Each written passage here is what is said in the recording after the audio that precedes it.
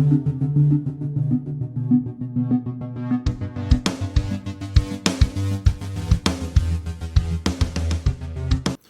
going on, guys? Welcome back to the Anchor Down Leadership Podcast. I'm your host, Dustin Mills, founder, Anchor Down Leadership LLC, and head football coach, James M. Bennett High School in Salisbury, Maryland.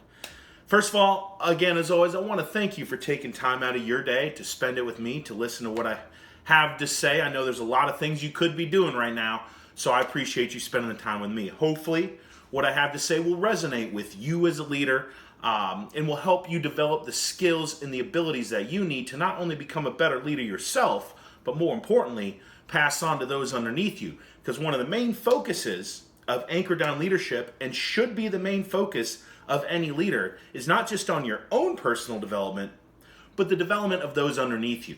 The idea is that you should be growing leaders so that when you're gone, the organization keeps operating without missing a beat.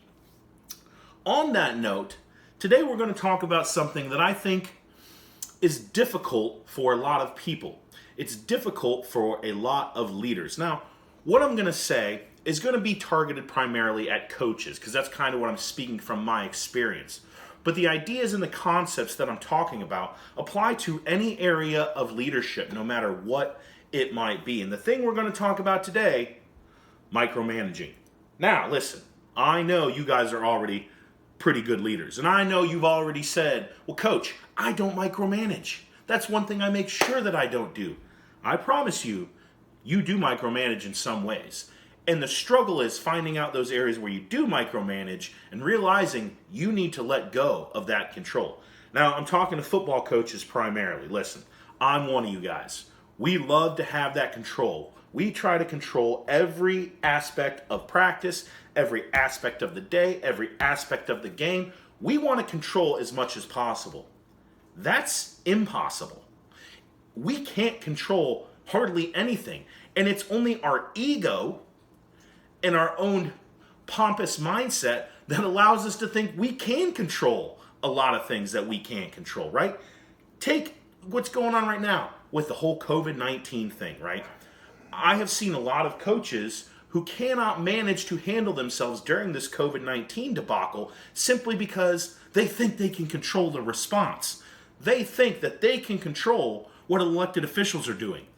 Sometimes they've been somewhat effective when they partner with a lot of other people, but mostly it's just been a lot of whining and complaining about something that you can't control.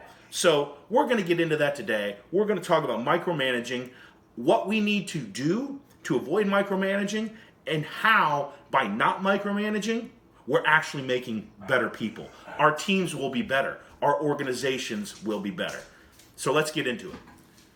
Now, I know a lot of us have a certain thought of what micromanaging is, right? It's that boss that hovers right over your shoulder and tells you, you need to do this, you need to do that. Oh, we don't do it that way, let's do it this way. Oh, you need to do it this way because that's what I'm telling you to do. We've probably all experienced that sometime or other in our careers, in our lives, whatever the setting might be. Sometimes it's a little bit not as obvious as that. Sometimes micromanaging is not as obvious as us hovering right over them.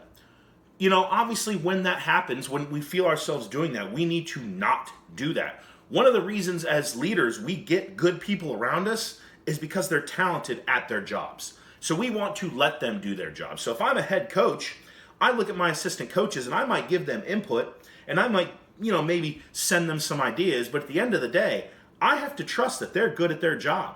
I have to believe that they know what they're doing. And more importantly, I need to let them do what they do.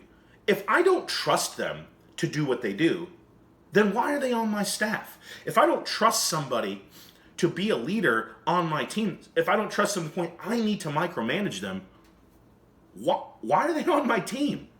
I don't want people that I have to hold their hand. I don't want people I have to baby. I want people who are self-capable, self-starting, and can handle their own business. So if those are the people I'm hiring, then why do I sometimes try and micromanage them? Why do we sometimes try and tell them how to do things? I need to assume they know what they're doing and let them do what they do. Again, we might give them an overall structure. We might give them some guidelines. But other than that, take the hands off and let them do what they do. And this is where it's really going to hit home with a lot of people. And this might irritate some few folks, but I'm not new to that, and that doesn't bother me in the least bit. We need to let go when it comes to our players. Sink in for a second. We need to let go when it comes to our players, right? And some of this comes from, a lot of it, let's be honest, comes from personal experience. Think about a standard practice in your program. Okay, maybe it's Tuesday and it's an offensive practice. How much are you telling them versus how much are they understanding? One of the big phrases that's come around, one of the big ideas that's come around, especially on social media, is game-like. That's what we always hear. Let's try and make everything we do as game-like as possible. I think that's a great idea. I think making sure that our drills, our practices, and everything we do is focused on developing and peaking to game day is exactly what we need to do as coaches to prepare our organizations. But if that's what our deal is, that's what our goal is our instruction matching that goal. It doesn't matter how great our drill is or how game-like our practice is if I'm not instructing in the same mindset. This is something that I've learned from a lot of international athletics. I've had the pleasure of living overseas in my lifetime and watching soccer on an international level. Recently, I've really become enamored with rugby on an international level. And those sports have really shown me something that I think we need to apply to American athletics, and we can apply to ourselves as coaches and as leaders. Well, Coach Mills, this is America. We do everything better. Well, they're debatable. But this, I assure you, we do not do better. We can be better, and we should be better, but we don't do this as well as some of our international counterparts. In America, we like to tell our players exactly what to do. Look at an imaginary sideline. Think of a game, right? Maybe a game you've been in. Maybe it's a practice. How many times do you hear a coach, other players, or a parent, multiple parents, telling somebody, go there, cover that guy. Oh, go tackle him over there. Oh, you need to get over there. Oh, throw to that guy, throw to that guy. It happens in all of our sports. Football, baseball, basketball, soccer, whatever it is. We have a really bad problem in the United States of doing what we call joysticking. You know, some of our older individuals might understand what a joystick is, right? Think back to that old Atari when you were playing with the joystick controlling everything. You younger viewers, your younger listeners will just understand it from history, all right? But yeah, you know, when you had the joystick and you were controlling everything. We do that with our players. We tell them exactly where to go, what to do, how to act, where to look, and all those things almost every play. Why? Why are we doing that? We're basically telling them we don't trust that you're good enough to do what we've told you all week in practice.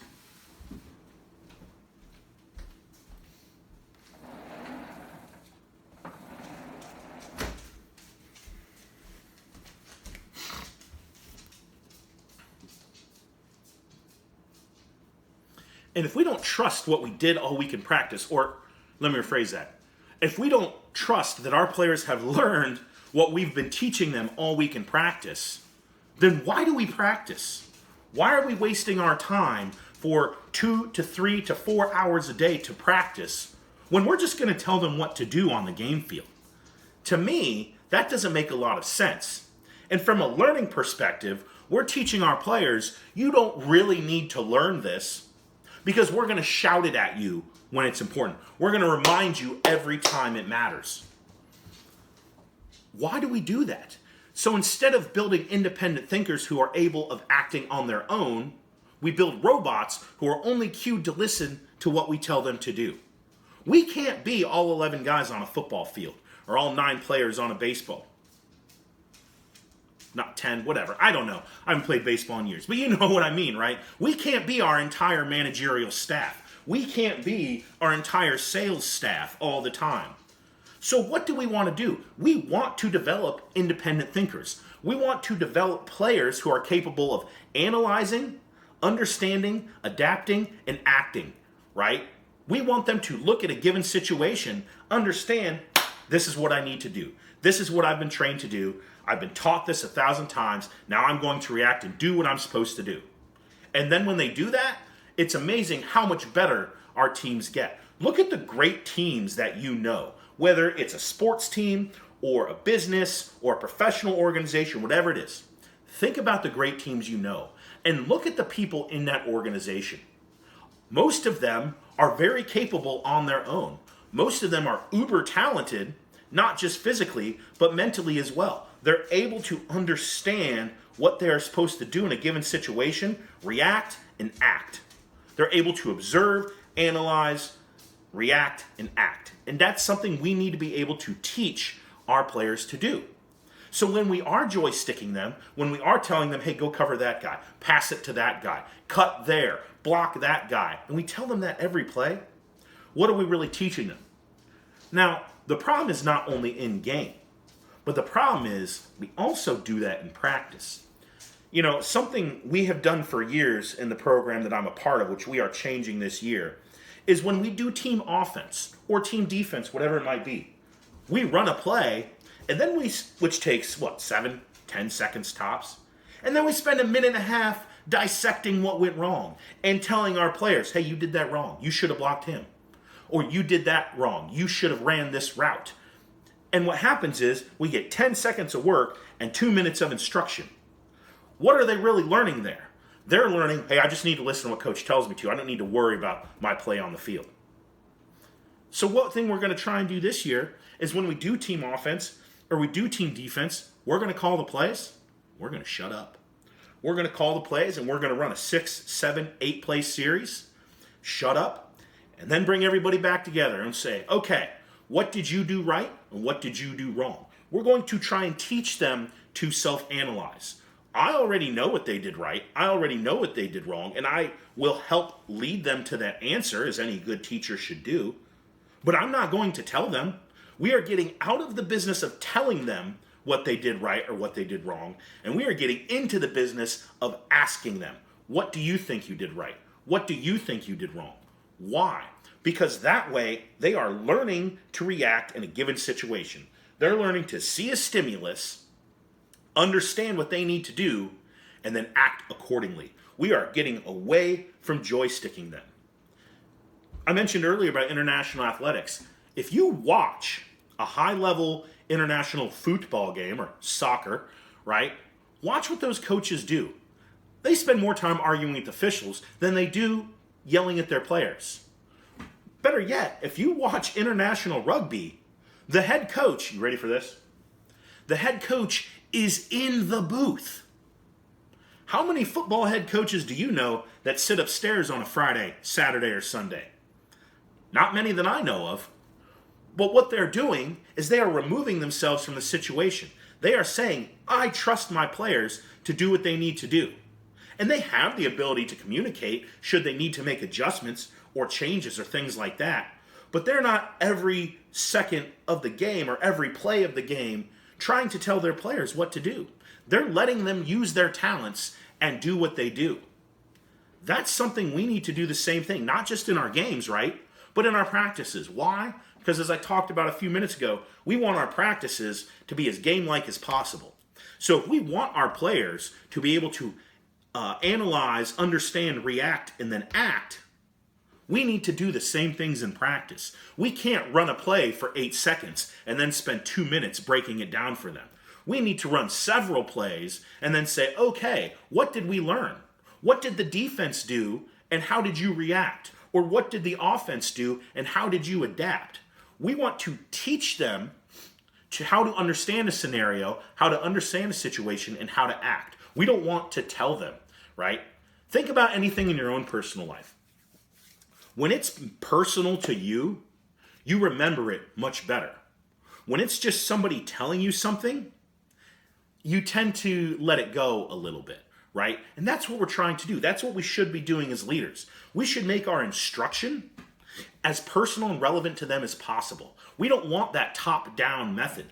In a way it is because we're shaping the learning, but the learning is also happening from a bottom-up perspective. We are putting the onus of learning on the individual, on the player, on the person, so that It is more personal to them. Instead of telling them what they should do, we are asking them, what do you think you should do? And if they give us an incorrect answer, we say, okay, well, what about this? And pose another solution. Don't say, no, you're wrong. This is what you need to do. Posit it to them in a more positive manner. We'll get in positive talk on a later date. But, it's something as American coaches and American leaders we really struggle with. And we might think we're not micromanagers, but as you look and you think about what you do, you would probably be surprised at the level you do micromanage, not intentionally, but accidentally. And we want to get out of the habit of micromanaging our individuals, our people. Instead, we want to get into the habit of growing them, of allowing them to learn. They're going to make mistakes. Whether we tell them or they're learning, they're going to make mistakes. And that's okay, because as we've talked about before, mistakes are part of the learning process.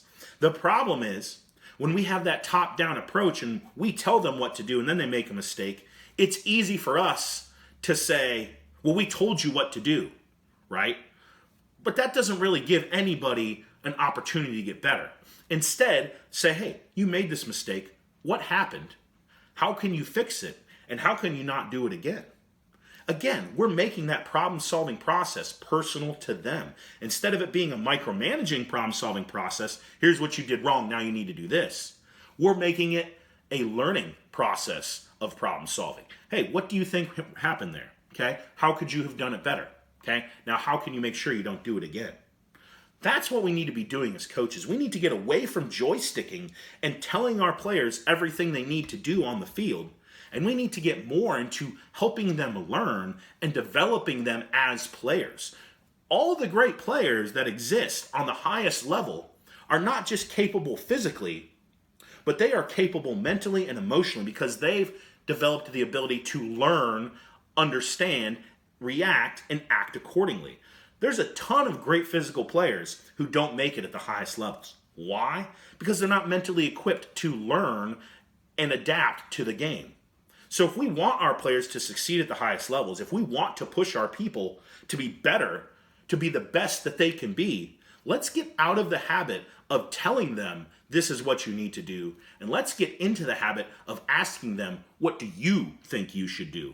Help them learn, help them develop, and you'll be amazed at how much coaching you don't have to do. You'll be amazed at how much micromanaging you don't do anymore. And more importantly, you'll be amazed at the abilities of your people. You'll be amazed at how much your team is now capable of because you've gotten away from that joysticking. You've gotten away from that micromanaging and telling them what to do. And they are now learning, adapting, reacting, and acting. And that's what we want in our players. Again, guys, thank you so much for tuning in today. I really do appreciate your time. Again, if you have any questions, comments, concerns, I'd love to talk to you. I'd love to communicate, build some relationships with you guys through this. All my contact info will be here on the screen. For those of you listening, my Twitter is at Dustin W. Mills or at AD_leadership. Instagram on the same names. Facebook on the same names. Our website is anchordownleadership.com, and you can shoot me an email at dustin@anchordownleadership.com or info@anchordownleadership.com. We would love to work with you. We'd love to talk to you. We'd love to find a way that we can help make you more successful. Maybe we can develop and work on some of the ideas we've talked about the past few weeks. Whatever it is, feel free to reach out. Love to communicate with you guys. I appreciate everything you guys do as leaders. I don't think that can be said enough. A leader is a difficult task, to say the least. So I appreciate the sacrifice that you guys put in as leaders in your various organizations. And I'll leave you with this, as always. Always challenge the status quo. Keep finding ways to get better and anchor down to your core values. Have a great week, everybody.